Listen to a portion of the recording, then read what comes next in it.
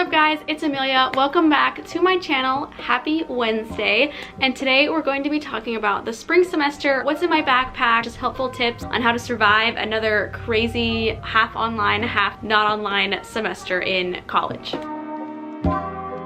So we also have a fun little DIY. In this video I made a little pouch. I crocheted part of it and sewed part of it for some electronic accessories or pencils, and it actually turned out really cute. I never know how my crafts are going to turn out. I will be showing you guys how to do that, to make your own cute little pouch if you want to do that. And let's just get into what is in my backpack for the spring 2021 semester. So this is the backpack that I have. I talked about it in my last school video. I'll link that.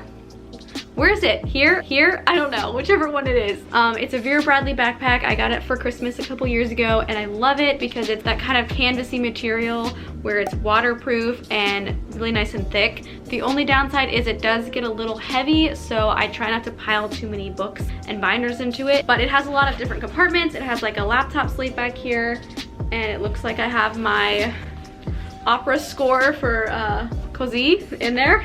Fun. My favorite thing about this backpack, I love this, and this is so important to me with a backpack, 2 cup holders. Something really important for me is my tea and my water. Sometimes if you just take tea bags with you, a lot of student lounges will have a kettle or a microwave so you could make your own tea, and I just love having these because then you're not tempted to run to Starbucks and you can save $5, which adds up. Then of course I have my laptop. I have a MacBook that might honestly be biting the dust soon. It's been giving me like a gray screen recently, and I just have a little case on it that I got from Amazon. You might notice there's a purple theme.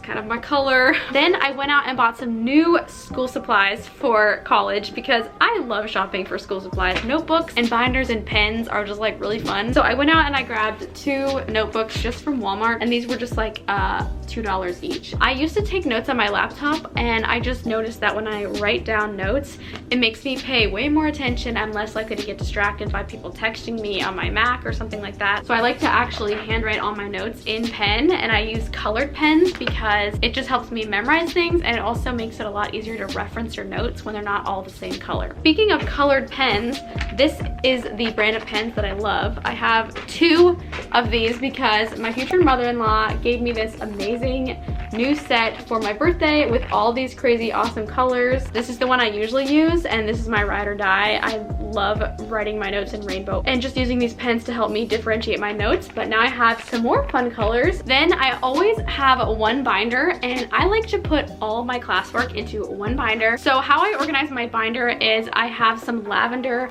pieces of paper. I've created my own little dividers by using a sticky note, and then I use some tape over top to make sure it's not going to get too bent. And then I can divide all my sections, and then when I change classes, I just pull the sticky note off, and then you can reuse the lavender page for the next semester. And as soon as I get the syllabi for my classes, I will go to the library and print them and have those in each of the sections so that they're easily accessible, because not having your syllabus can be really confusing because you always have to look it up, and sometimes it's just nice to have a quick reference in class when your professor says, hey, when is this thing that I scheduled that I should know but it's on the syllabus and I don't know? You can just be like, got it, and then you look prepared because you worked. So then I have another one of my absolute favorite things. This is my bullet journal, and I have a new one coming in the mail from Amazon because this one's almost done. As you can see, I just write out my to-do lists every day in my rainbow order. I'm just totally a goal-oriented person, so when I have something that I can check off, and I'll have, of course, my chargers for my iPhone and my Mac, because whenever I need my computer or my phone, they're always running out of battery. So the next thing is this fun pouch that I just DIY'd. So I made it out of granny squares, and I'm going to show you how to make it right now. So the first thing you're going to need to know about crocheting is how to do a slip knot, because that's how I start all of my crocheting projects. So you just take the end of your yarn, and I like to wrap it around my 2 fingers and then push up the loop in between the strings between your 2 fingers. Grab onto that tail and the loop and then pull. And when you pull, you'll create the little slip knot. And then you can adjust the size by pulling on the short end of the yarn. So we're going to start by doing something called a magic circle, chain 5. So a chain is where you yarn over and then go through the loop on your hook.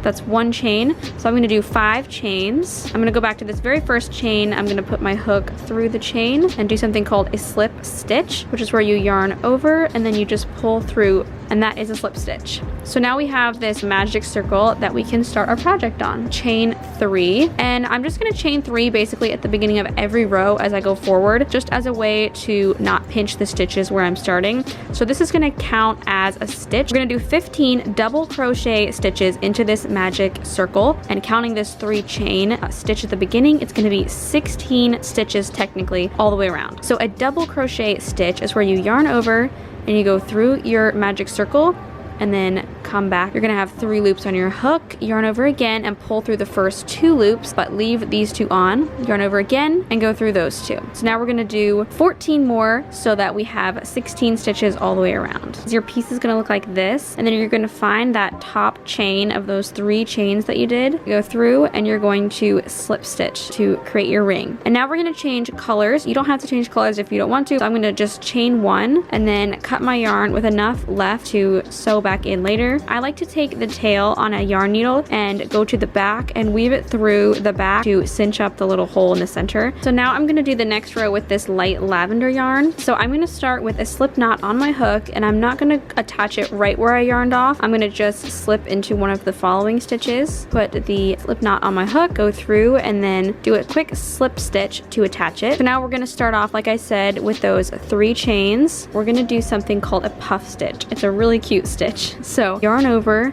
go through the stitch, yarn over again, and then you kind of pull out to create a long loop. Yarn over again, go through the stitch a second time, and go out again. So now you're going to have 5 loops on your hook, and you're going to yarn over and go through all of them. So because we had those original 3 chains, we didn't do a 3rd time through the stitch, but we will do that going forward. So you're going to chain 1, and in this second stitch, yarn over, go through the stitch, yarn over again, and then pull out, yarn over for the second time, go through the stitch, yarn over again, pull out, and then we're going to do it a 3rd time. So now there should be 6 loops on your hook, and you're going to yarn over and go through all 6 of those loops, and then chain 1. So we're going to follow that pattern all the way around until we have 16. Then go back to those 3 chains that you did, find that top one, and then do a slip stitch through that chain to finish off the row. Now I'm going to chain 1 and cut my yarn and start a new color.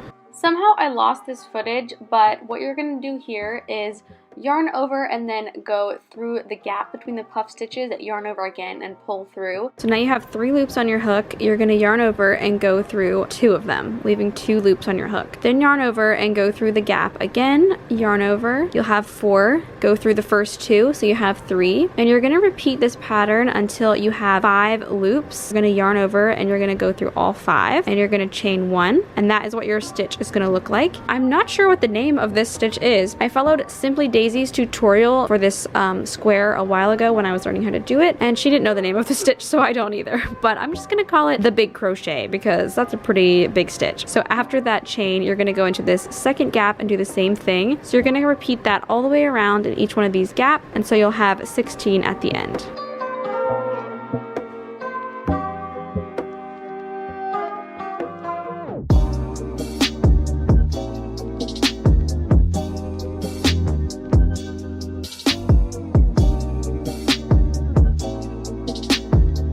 So when you get to the end of that row, you're going to find that top chain that you did at the beginning, and you're going to slip stitch through it to finish off the row. Now I'm going to tie off my yarn and put on my 4th and last color. Count a few gaps down from where I tied off my yarn and put my hook through the gap, through my slip knot, and then I'm just going to do a little slip stitch to secure it. So now we're going to turn the circle into more of a square shape. So we're going to be doing a couple different stitches to create that shape. So I'm going to start with one of the corners. So I'm going to chain 3, and this is going to act as one of my stitches. To make this triple crochet, you're going to yarn over twice at the beginning, which is kind of tricky, and then go through the gap and yarn over again. So you will now have 4 loops on your hook. You're going to yarn over and go through those 2, yarn over and go through the next 2, and then yarn over and go through the next 2. We're going to do 1 more of those, and at the end you're going to chain 1. Now we're going to move on to the next little gap, and we're just going to do 3 double crochet stitches into the gap.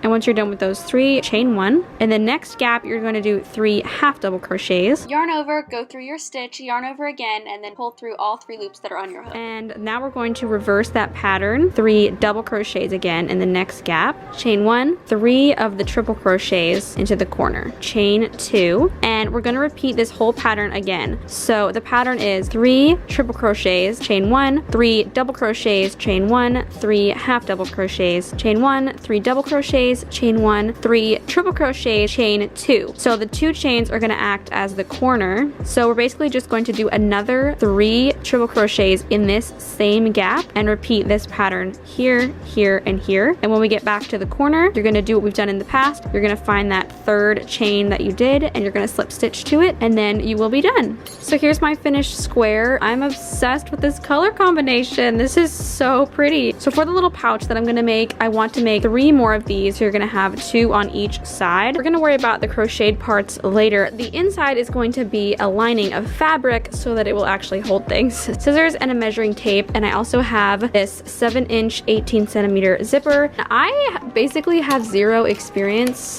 with zippers, so we're gonna read these instructions and we're gonna figure this out together. We're going to basically sew it so that the right side of the fabric is the inside because the outside's gonna have the crocheted pieces. So I'm gonna read these instructions, and I measured them so they're approximately 8.5 inches across by 4 1/4. So I'm going to cut the piece of fabric for the lining 9 inches this way and 10 inches this way so that it can double over for the inside of the bag.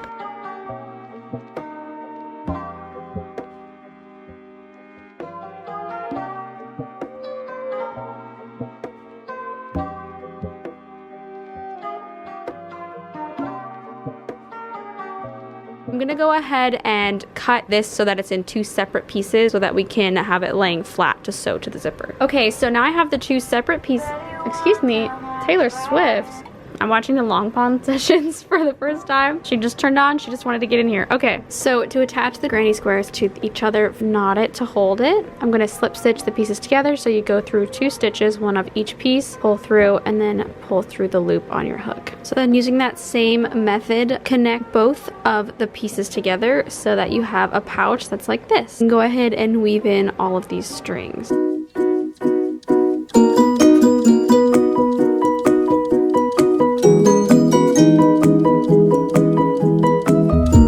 So now that I have my pieces cut out, I'm going to sew my zipper into place. And normally I would do this on my sewing machine, but I just had a lot of trouble with my sewing machine and it's not working right now. So we're gonna hand sew the zipper. So because I want the pretty side of the fabric to be inside for the lining to have the nice seams, I want it to basically look like this. If I lay my zipper upside down and then flip it back over, I can see that if I sew up along this seam here, then when I flip the zipper over, the nice pretty seam will be on the inside with the pretty side of the fabric. And I like to use quilting thread when I'm sewing projects like this because it's more durable. So I finished hand sewing this zipper piece on, so now it looks like this. Please excuse all those white things where I ripped out seams before. So I'm gonna turn this over like this and sew this piece here so that when it opens up, the nice clean edges are inside with the lining.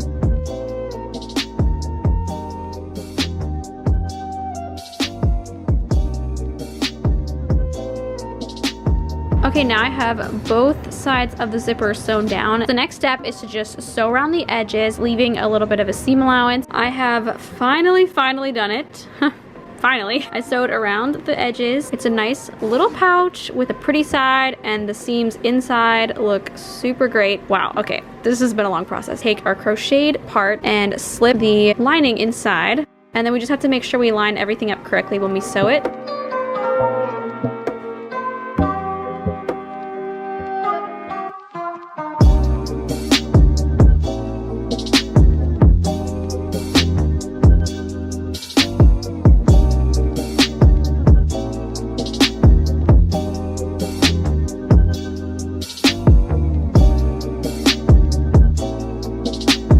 I love how it looks just plain, but I kind of wanted to continue like the scrapbooky feeling by adding some floral applique. I know it's really busy, I know it's a lot. So I just went to my fabric and cut out some flower pieces, position those how I want them, and then use a needle and the same purple thread that I used to sew the lining to the crocheting. I absolutely love how these appliques turned out. I just did a whip stitch around.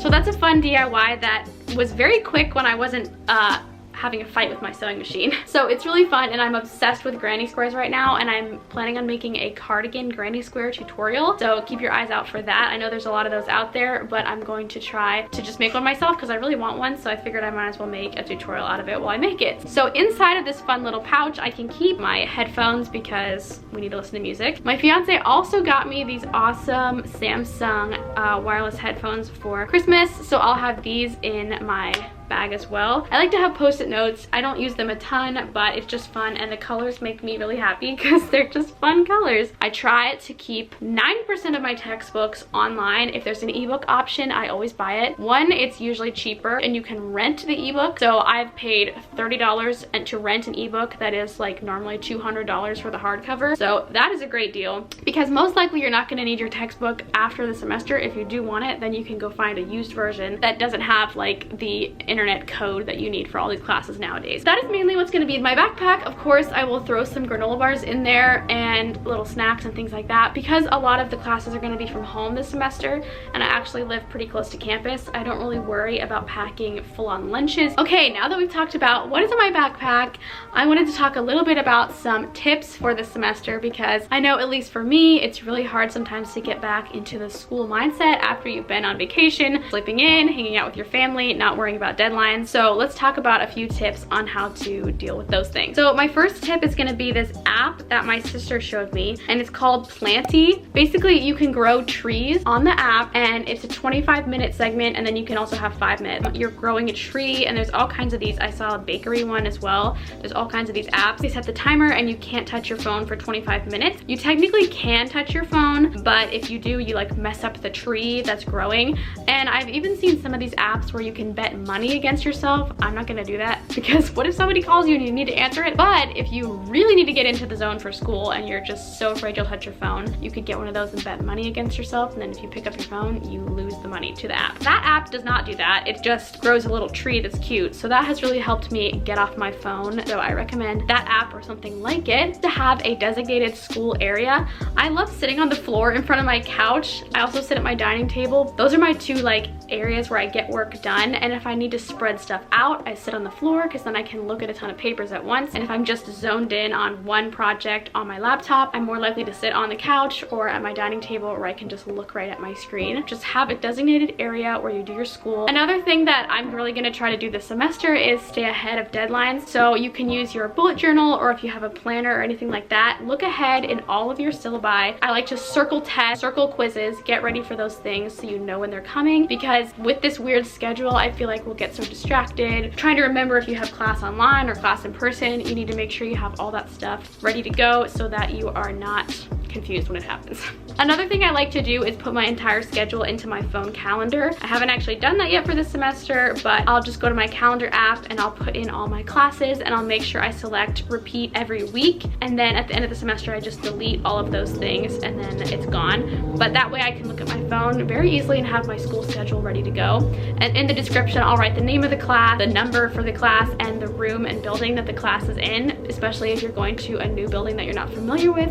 That can help you when you're running late and you can't remember the room number that your class is in, which has happened to me many times, but thankfully I wrote it in my phone so I know. Okay guys, that's just a couple tips for school. I might get more into some school ideas if you guys like these kind of videos, but I'm really excited to start this semester. When you're watching this video, I'll be on day 3 of this semester. So I hope everyone is having a great start to the semester if you're in school, and if you have any questions about college or anything, drop them below because I've been in college for 6 years and counting, so I have a lot of things to say.